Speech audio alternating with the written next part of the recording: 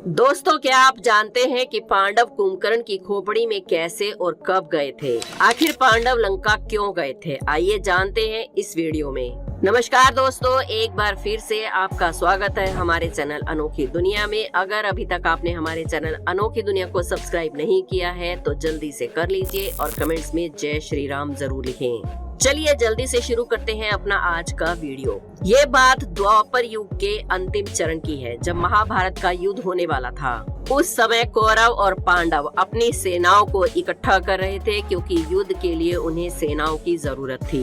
इसलिए दोनों ही पक्ष अपने सगे संबंधियों को युद्ध के लिए निमंत्रण भेज रहे थे।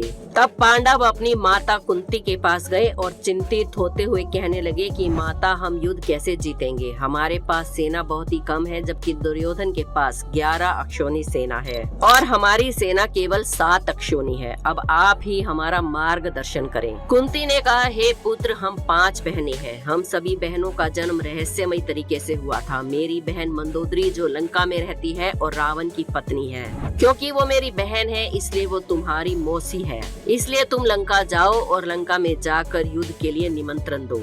मुझे विश्वास है कि वो तुम्हारी मदद जरूर करेगी। अब सवाल ये आता है कि क्या मंदोदरी द्वापर युग में भी जीवित थी? तो हम आपको बता दें कि जैसे सप्त ऋषि हैं जो कि चिरंजीवी हैं, कभी भी नहीं मर सकते, वैसे ही पंच कन्या भी है जो अमर है। अब आइए आपको बताते हैं कि पंच कन्या क्या है। यूं तो भारत में हजारों महिलाएं हुई हैं जिनकी पवित्रता या फिर पतिव्रता होने की मिसाल दी जाती है, लेकिन उनमें से कुछ ऐसी हैं जो इतिहास का अमिट हिस्सा बन चुकी हैं। हिंदू इतिहास के अनुसार इस संसार में 5 सती हुई हैं, जिनका नाम कुछ इस प्रकार है।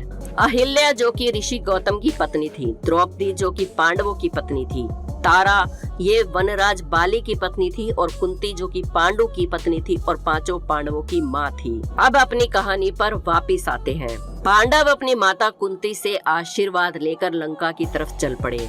जब वे लंका गए तो रास्ते में रामेश्वरम आया। रामेश्वरम में उन्होंने भगवान शिव के दर्शन किए और समुद्र तट पर पहुँचे तो वहाँ उन्हें राम सेतु दिखाई दिया। राम सेतु टूटा हुआ था, इसलिए वहाँ के लोग राम सेतु की मरम्मत में लगे हुए थे, क्योंकि आर्यावर्त से वो लोग लंका में व्यापार के लिए जाया करते थे। तब उसी राम सेतु से पांडव लंका पहुँचे। लंका पहुँचकर लंका में मौजूद द्वारपालों से युधिष्ठिर ने कहा कि हे द्वारपाल, आप मुझे माता मंदोदरी से मिलवा दीजिए। अगर आप हमें उनसे नहीं मिलवा सकते तो मेरा संदेश उन तक पहुंचा दीजिए कि कुंती पुत्र पांडव आपसे मिलने आए हैं। जब द्वारपाल ने सारी सूचना मंदोदरी को जाकर दी तो मंदोदरी ने द्वारपाल से कहा कि पांडवों को सम्मान के साथ महल में ले आओ। पांडव महल के अंदर पहुंचे और मंदोदरी को प्रणाम किया। फिर युधिष्ठिर ने मंदोदरी से कहा कि मैं कुंती पुत्र युधिष्ठिर हूँ और आपके पास याचना लेकर आया हूँ। मंदोदरी बोली, हे पुत्र, मेरी बहन कुंती कैसी है? तब युधिष्ठिर ने सारा वृतांत सुनाया। फिर मंदोदरी ने कहा कि आप अपना प्रयोजन बताइए। तब पांडव ने कहा कि हे माता, हम भाइयों में आपसी मतभेद के कारण आज विशाल युद्ध का समय आ गया है और महाभारत जैसा विशाल युद्ध होने वाला है। इसलिए माता कुंती के कहने पर हम आपके पास आए हैं और चाहते हैं कि इस युद्ध में आप हमारी मदद करें। तब मंदोदरी ने कहा, हे पुत्र, मेरे पति रावण जिंदा नहीं है और मेरे देवर विभीषण ने खुद को भगवान को समर्पित कर दिया है, इसलिए वो अब कोई युद्ध नहीं कर सकते। इसलिए मैं आपकी सहायता करने में असमर्थ हूँ, लेकिन मैं लंका की कुछ सेना आपके साथ युद्ध करने के लिए भेज दूंगी। युधिष्ठिर ने कहा, ठीक है माता, अगर आप कुछ सैनिक भेज देंगी तो हमारी सेना को और ज्यादा बल मिलेगा। रात्रि हो चुकी थी और 5 पांडव लंका में ही रुक गए। जब वो लोग सुबह उठे तो मंदोदरी ने कहा कि हे पुत्रो, तुम स्नान कर लो, तब तक मैं तुम्हारे लिए भोजन का प्रबंध करवाती हूँ। 5 पांडव महल से बाहर आ गए और स्नान करने के लिए लंका में सरोवर को ढूंढने लगे। तब उन्हें सरोवर जैसा एक स्थान मिला जो कि असल में कुंभकर्ण की खोपड़ी थी। कुंभकर्ण का जन्म एक राक्षस कुल में हुआ था और उसका शरीर बहुत ही ज्यादा विशाल था। उसके पिता का का नाम विशर्वा था और उसकी माता कैकसी थी। कुंभकर्ण का बड़ा भाई लंकापति रावण था और छोटा भाई विभीषण था। लेकिन उनके कुल में कुंभकर्ण एक ऐसा व्यक्ति था जो एक विशालकाय शरीर लेकर पैदा हुआ था और समय के साथ साथ वो और भी ज्यादा विशाल होता चला गया। बचपन में ही कुंभकर्ण हजारों जानवरों को खा जाया करता था। जब राम और कुंभकर्ण का युद्ध हुआ तो श्री राम ने कुंभकर्ण का मस्तक बाण से अलग कर दिया था और उस समय कुंभकर्ण का मस्तक जमीन पर जा गिरा। कुंभकर्ण का शरीर इतना विशाल था कि उसे उठाने या फिर हिलाने की कोई कोशिश भी नहीं कर पाया और इसी तरह एक युग बीत गया। फिर भी वो खोपड़ी वहीं पर पड़ी रही और इसी कारण उसमें प्राकृतिक रूप से पानी भर गया, जिसको देखकर युधिष्ठिर को लगा कि ये कोई सरोवर है।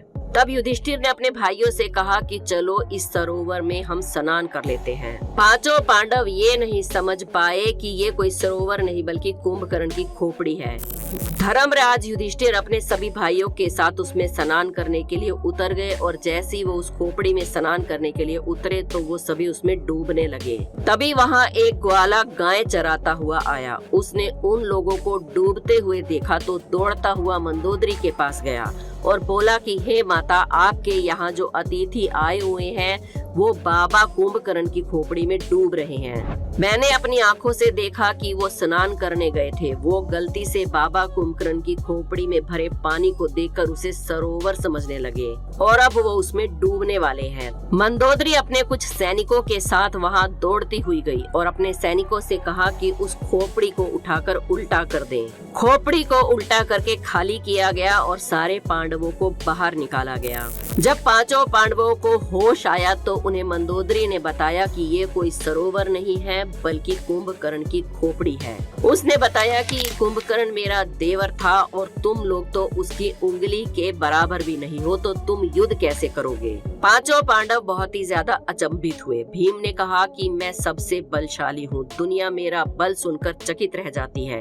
अर्जुन के गांडीव की टंकार को सुनकर लोग भयभीत हो जाते हैं और फिर भी हम कुंभकर्ण की खोपड़ी के सामने एक चींटी के समान दिखाई दे रहे हैं। वो कितने वीर योद्धा रहे होंगे। मंदोदरी ने कहा कि हे पुत्रों, मेरे पति रावण के चलने से पूरा संसार भयभीत हो जाता था, पृथ्वी डगमगाने लगती थी। फिर भी वो श्री राम के सामने हार गए और उनके हाथों मारे गए क्योंकि उन्होंने अधर्म के साथ युद्ध लड़ा था। इसलिए हे पुत्रों, अगर तुम धर्म का साथ दोगे तो अवश्य जीतोगे, परंतु अगर तुम अन्याय का साथ दोगे तो कभी भी जीत नहीं पाओगे।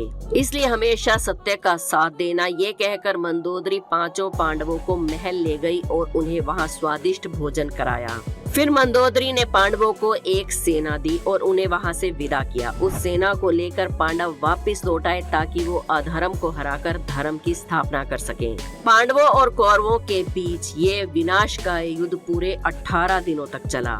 लेकिन क्या आप जानते हैं कि भगवान राम और रावण के बीच जो युद्ध हुआ था वो कितने दिनों तक चला था? अगर आपको इस बारे में पता है तो हमें कमेंट्स में जरूर बताएं। वीडियो पसंद आई हो तो एक लाइक जरूर करें। हमारे चैनल अनोखी दुनिया को सब्सक्राइब करके बेल आइकन को प्रेस करना ना भूलें।